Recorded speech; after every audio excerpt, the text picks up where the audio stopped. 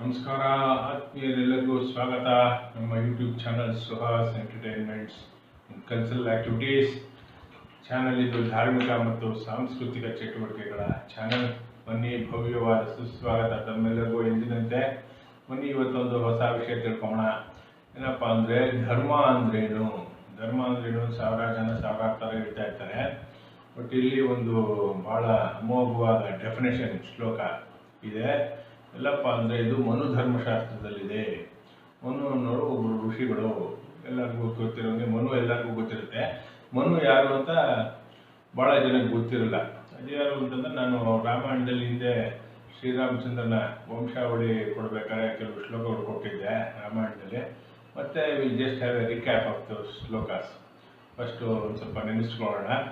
ನಾನು ಹೇಳಿದ್ದೆ, ಅವ್ಯಕ್ತ ಪ್ರಭವೋ ಬ್ರಹ್ಮ ಶಾಶ್ವತೋ ನಿತ್ಯ ಅವ್ಯಯ ತಸ್ಮಾನ್ ಮರೀಚಿ ಸಂಜಜ್ಞೆ ಮರೀಚೆ ಕಶ್ಯಪಸ್ತುತಃ ವಿವಸ್ವಾನ್ ಕಶ್ಯಪಾಜ್ಞೆ ಮನು ವೈವಸ್ವತ ಸ್ಮೃತಃ. ಇದು ರಾಮಾಯಣದಲ್ಲಿ ಬಾಲಕಾಂಡದಲ್ಲಿ ಬರುತ್ತೆ.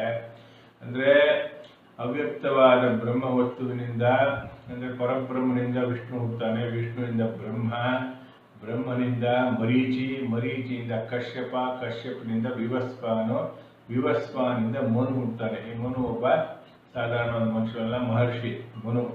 ಸೊ ಮನು ಧರ್ಮಶಾಸ್ತ್ರ ಅಂತ ಬರೆದಿದ್ದಾರೆ. ಇದೆಲ್ಲರಿಗೂ ಗೊತ್ತಿರುತ್ತೆ. ಬಟ್ ಏನೇನೋ ನೆಗೆಟಿವ್ ಎಲ್ಲ ಹೇಳ್ತಾರೆ. ಬಟ್ ನಾವು ಓದೇ ಇರಲ್ಲ ಮನು ಧರ್ಮಶಾಸ್ತ್ರ. ಇಲ್ಲಿ ನೋಡಿ, ಇದೊಂದು ಸಣ್ಣ ಶ್ಲೋಕ, ಜಸ್ಟ್ ಒಂದು ಅನುಷ್ಠು ಶ್ಲೋಕ, 32 ಅಕ್ಷರ ಇರೋದಷ್ಟೇ. ಇದರಲ್ಲಿ ಧರ್ಮ ಅಂದ್ರೆ ಏನು ಅಂತ ಸಾರವತ್ತಾಗೆ ಮನು ತಿಳಿಸ್ಕೊಟ್ಟಿದ್ದಾನೆ. ಬನ್ನಿ ಇದನ್ನ ತಿಳ್ಕೊಂಬೋಣ. ಇವಾಗ ನಾನು ಈ ಶ್ಲೋಕದ ಲಿರಿಕ್ಸ್ ಯೂಟ್ಯೂಬ್ ಸ್ಕ್ರೀನ್ ಮೇಲೆ ಕೊಡ್ತೀನಿ. ನಮಗೆಲ್ಲ ಗೊತ್ತಿದ್ರೆ ಭಾಳ ಸಂತೋಷ. ಗೊತ್ತಿಲ್ಲದೆ ಇರೋರು ತಿಳ್ಕೊಬೋದು. ಅದು ಸ್ನ್ಯಾಪ್ಶಾಟ್ ತೊಗೊಂಡು ಮಾಮೂಲು ಅದನ್ನು ಕಟ್ ಮಾಡಿಕೊಂಡು ಆಚರಣೆಯಲ್ಲಿ ಇಟ್ಕೊಳ್ಳೋದು, ಇನ್ನೊಬ್ರಿಗೆ ಹೇಳೋದು, ಅದೆಲ್ಲ ಮಾಡ್ಬೋದು. ಇವಾಗ ನೋಡಿ ತಿಳ್ಕೊಂಬೋಣ. ಧರ್ಮ ಅಂದ್ರೇನು ಅಂತ ಡೆಫಿನೇಷನ್ನು ಅಕಾರ್ಡಿಂಗ್ ಟು ಮನು ಧರ್ಮಶಾಸ್ತ್ರ. ನಾನಾ ಡೆಫಿನೇಷನ್ಗಳಿದೆ, ನಾನಾ ಶಾಸ್ತ್ರಗಳಿದೆ. ಇದು ಮನು ಧರ್ಮಶಾಸ್ತ್ರದಲ್ಲಿ ಬಂದು ಒಂದು ಅಮೋಘವಾದ ಡೆಫಿನೇಷನ್ನು. ತಿಳ್ಕೊಳ್ಳೋಣ ಬನ್ನಿ. ಧೃತಿ ಕ್ಷಮಾ ದಮೋಸ್ತೇಯಂ ಶೌಚಮಿಂದ್ರಿಯ ನಿಗ್ರಹ ಧೀರ್ವಿದ್ಯಾ ಸತ್ಯಮಕ್ರೋಧ ದಶಕಂ ಧರ್ಮಲಕ್ಷಣಂ.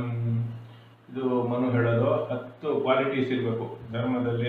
ಇರಬೇಕಾದ ಒಬ್ಬ ವ್ಯಕ್ತಿಗೆ 10 ಕ್ವಾಲಿಟೀಸು, ಕ್ಯಾರೆಕ್ಟರಿಸ್ಟಿಕ್ ಫೀಚರ್ಸು, ಲಕ್ಷಣಗಳು, 10 ಲಕ್ಷಣಗಳಿರಬೇಕು. ಯಾವ್ಯಾವುದೋ ಮತ್ತೆ ತಿಳ್ಕೊಳ್ಳೋಣ ಬನ್ನಿ.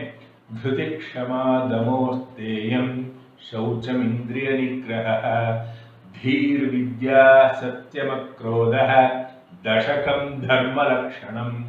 ಸೊ ಇವಾಗ ಒಂದೊಂದೇ ವಿಶ್ಲೇಷಣೆ ಮಾಡೋಣ, ನೋಡಿ ತಿಳ್ಕೊಳ್ಳೋಣ ಬನ್ನಿ. ಧೃತಿ ಅಂದ್ರೆ ಏನು ಅಂದರೆ, ಇಂಗ್ಲೀಷಲ್ಲಿ ಹೇಳ್ತಾರೆ ಫಾರ್ಟಿಟ್ಯೂಡ್, ಫಾರ್ಬೇರೆನ್ಸ್. ಎಂತೆಂಥ ಕಷ್ಟ ಕಾರ್ಪಣ್ಯಗಳನ್ನು ದಾಟಿ ಮುನ್ನಡೆಯುವಂಥ ಅಮೋಘವಾದ ಬುದ್ಧಿವಂತಿಕೆ ಮತ್ತು ಛಲ ಮತ್ತು ಸಾಮರ್ಥ್ಯ, ಇದಕ್ಕೆ ಧೃತಿ ಅಂತಾರೆ. ಓಕೆ, ಇದು ಎಲ್ಲರಿಗೂ ಅಷ್ಟು ಸುಲಭ ಬರಲ್ಲ. ಓಕೆ, ನೀವು ಈಗ ಅರ್ಥ ತಿಳ್ಕೊಂಡಿದ್ದೀವಿ. ಇವಾಗ ಧೃತಿ, ಕ್ಷಮ ಅಂದರೆ ಕ್ಷಮಿಸೋದು. ಇದು ಭಾಳ ಅಷ್ಟೇನು ಸುಲಭವಾದಲ್ಲ. ಎಲ್ಲರನ್ನೂ ಬಾಯಿಗೆ ಬಂದಂಗೆ ಬೈದು ಕ್ಷಮಿಸಲ್ಲ ಅಂತ ನಾವು ಹೇಳ್ತಾ ಇದ್ದೀವಿ. ಕ್ಷಮಿಸೋಕ್ಕೆಲ್ಲ ನಾವೆಲ್ಲರೂ ಶ್ರೀರಾಮಚಂದ್ರ ಆಗೋಕ್ಕಾಗಲ್ಲ, ಯಾರೇ ಆಗಲಿ.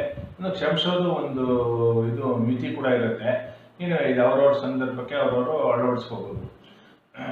ಆಮೇಲೆ ದುರ್ಕ್ಷಮ, ಶೌಚಂ ಅಂದರೆ ಶುಚಿಯಾಗಿರೋದು. ಮತ್ತು ಬೋತ್ ಎಕ್ಸ್ಟರ್ನಲ್ ಮತ್ತು ಇಂಟರ್ನಲ್ ಪ್ಯೂರಿಟಿ ಎರಡು ಅನ್ವಯಿಸೋದಕ್ಕೆ, ಆಂತರಿಕ ಮತ್ತು ಬಾಹ್ಯವಾದ ಶುಚಿತ್ವ ಶೌಚಂ. ಇಂದ್ರಿಯ ನಿಗ್ರಹ ಅಂದರೆ ಇಂದ್ರಿಯಗಳನ್ನು ಸಮಯದಲ್ಲಿ ಇಟ್ಕೊಳ್ಳೋದು. ಇದೇನು ಸಾಮಾನ್ಯವಾದ ವಿಷಯ ಅಲ್ಲ. ಅವರವರ ಸಂದರ್ಭಕ್ಕೆ ಅವರವರು ರೂಢಿಸ್ಕೋಬೋದು. ಇಂದ್ರಿಯ ನಿಗ್ರಹ. ಧೃತಿ ಕ್ಷಮ ದಮೋಸ್ತೇಯಂ. ದಮ ಅಂದರೆ ಕಂಟ್ರೋಲ್ ಆನ್ ಅವರ್ ಸೆಲ್ಸ್. ನಮ್ಮನ್ನು ನಾವು ನಿಯಂತ್ರಣದಲ್ಲಿ ಇಟ್ಕೊಳ್ಳೋದು. ಇದೇನು ಭಾಳ ಸಾಮಾನ್ಯವಾದ ಸುಲಭವಾದ ವಿಷಯ ಅಲ್ಲ. ಏನೇನೋ ಮಾಡ್ತಿರ್ತೀವಿ, ಹೆಂಗೆಂಗೋ ಮಾಡ್ತಾ ಇರ್ತೀವಿ. ಸೊ ದಮ ಅಂದರೆ ನಮ್ಮನ್ನು ನಾವು ಕಂಟ್ರೋಲ್ ಇಟ್ಕೊಂಡು ಡಿಸಿಪ್ಲಿನ್ಡಾಗೆ ಕೆಲಸಗಳು ಮಾಡೋದು. ಅಸ್ತೇಯ, ಧೃತಿ ಕ್ಷಮ ದಮೋ ಅಸ್ತೇಯಂ. ಅಸ್ತೇಯಂ ಅಂದರೆ ಕಳ್ತನ ಮಾಡದೇ ಇರೋದು. ಓಕೆ, ನಾವ್ಯಾರು ಕಳ್ಳರಲ್ಲ, ನೋಡ್ಕೊಳ್ಳೋಣ. ದಮೋ ಅಸ್ತೇಯಂ. ಶೌಚಂ ನಾನು ಹೇಳಿದೆ ಇಂಟರ್ನಲ್ ಮತ್ತು ಎಕ್ಸ್ಟರ್ನಲ್ ಪ್ಯೂರಿಟಿ, ಶುಚಿತ್ವ ಕಾಪಾಡ್ಕೊಳ್ಳೋದು. ನಾವೊಬ್ಬರೆಲ್ಲ ನಮ್ಮ ಪರಿಸರ ಎಕ್ಸೆಟ್ರಾ, ನಮ್ಮ ಮನೆ ಎಲ್ಲ ಶುಚಿಯಾಗಿ ಇಟ್ಕೊಳ್ಳೋದು. ಇದೆಲ್ಲ ಸುಮ್ಮನೆ ಹೇಳಕ್ಕೆ ಬದನೆಕಾಯಿ ತಿನ್ನೋಕ್ಕೆ ಅಂತಾರೆ. ಯಾರ್ಯಾರಿಗೆ ಎಷ್ಟೆಷ್ಟು ಆಗುತ್ತೋ ಅಷ್ಟಷ್ಟು ಆಚರಣೆ ಮಾಡೋದು. ಎಷ್ಟು ಎಲ್ಲರೂ ಶ್ರೀರಾಮಚಂದ್ರ ಆಗೋಕ್ಕಾಗಲ್ಲ. ಓಕೆ, ನಮೋಸ್ತೇಯಂ ಶೌಚಂ ಇಂದ್ರಿಯ ನಿಗ್ರಹ. ಇಂದ್ರಿಯನ್ನು ವಶದಲ್ಲಿ ಇಟ್ಕೊಳ್ಳೋದು ಸಾಮಾನ್ಯವಾದ ವಿಷಯವಲ್ಲ, ಎಷ್ಟಾಗುತ್ತೋ ಅಷ್ಟು ಮಾಡ್ತಾ ಇರಬೇಕು. ಧೀರ್ ವಿದ್ಯಾ ಸತ್ಯಮ ಕ್ರೋಧ. ಧೀ ಅಂದರೆ ಇಂಟೆಲೆಕ್ಟು, ಬುದ್ಧಿ ಶಾರ್ಪ್ ಆಗಿರ್ಬೇಕು. ಯಾರ್ಯಾರು ಎಷ್ಟು ಶಾರ್ಪ್ ಆಗಿರ್ತೋ ಭಗವಂತ ಕೊಟ್ಟಿರ್ತಾನೆ, ಇನ್ನೆಷ್ಟು ಶಾರ್ಪ್ ಮಾಡಿಕೊಂಡು ಹೋಗ್ತಾ ಶಾರ್ಪ್ ಒಂದೇ ಅಲ್ಲ, ಕ್ರೂಕೆಡ್ ಆಗಿರ್ಬಾರ್ದು ಇಂಟೆಲೆಕ್ಟು. ಅದು ಸುಬುದ್ಧಿ ಇರಬೇಕು, ಒಳ್ಳೆ ಬುದ್ಧಿ ಇರಬೇಕು. ಕ್ರೂಕೆಡ್ ಕುಬುದ್ಧಿ ಇರಬಾರ್ದು. ಇದು ಭಾಳ ಮುಖ್ಯವಾದ್ದು. ಕ್ಲಿಯರ್ ಮೈಂಡೆಡ್, ಕ್ಲಿಯರ್ ಇಂಟೆಲೆಕ್ಟ್ ಮತ್ತು ಶಾರ್ಪ್ ಇಂಟೆಲೆಕ್ಟ್ ಎರಡೂ ಅವಶ್ಯಕ.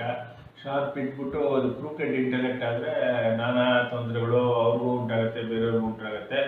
ಅದರಿಂದ ಆ ಪಾಪಿಗಳು ಅವರು ಅನುಭವಿಸ್ತಾರೆ, ಅವ್ರಿಗೆ ಸುಖ ಶಾಂತಿ ಇರಲ್ಲ. ಸೊ ಕ್ಲಿಯರ್ ಮೈಂಡೆಡ್, ಕ್ಲಿಯರ್ ಇಂಟೆಲೆಕ್ಟು ಮತ್ತು ಶಾರ್ಪ್ ಇಂಟೆಲೆಕ್ಟು, ಪ್ಯೂರ್ ಇಂಟೆಲೆಕ್ಟು, ಕುಬುದ್ಧಿ ಇರಬಾರ್ದು, ಕ್ರೂಕೆಡ್ ಇಂಟೆಲೆಕ್ಟ್ ಇರಬಾರ್ದು. ಇದು ಧರ್ಮದ ಲಕ್ಷಣ. ಮನುಧರ್ಮಶಾಸ್ತ್ರದಲ್ಲಿ ಎಷ್ಟು ಚೆನ್ನಾಗಿ ಹೇಳಿದ್ದಾರೆ ನೋಡಿ. ಧೀರ್ ವಿದ್ಯಾ. ವಿದ್ಯಾ ಅಂದರೆ ಇದು ಸಾಮಾನ್ಯವಾಗಿ ಲೌಕಿಕವಾದ ವಿದ್ಯೆ ಅಲ್ಲ. ಫಿಸಿಕ್ಸ್, ಕೆಮಿಸ್ಟ್ರಿ, ಮ್ಯಾಥಮೆಟಿಕ್ಸು ಏನೇನೋ PhD ಮಾಡಿಬಿಟ್ಟು ನಮ್ಮ ಸಮಾನ ಇಲ್ಲ ಅಂತ ಎಗರಾಡ್ತಿರ್ತಾರೆ ಜನಗಳು. ಈ ವಿದ್ಯೆ ಇದು ಲೌಕಿಕವಾದ ವಿದ್ಯೆ.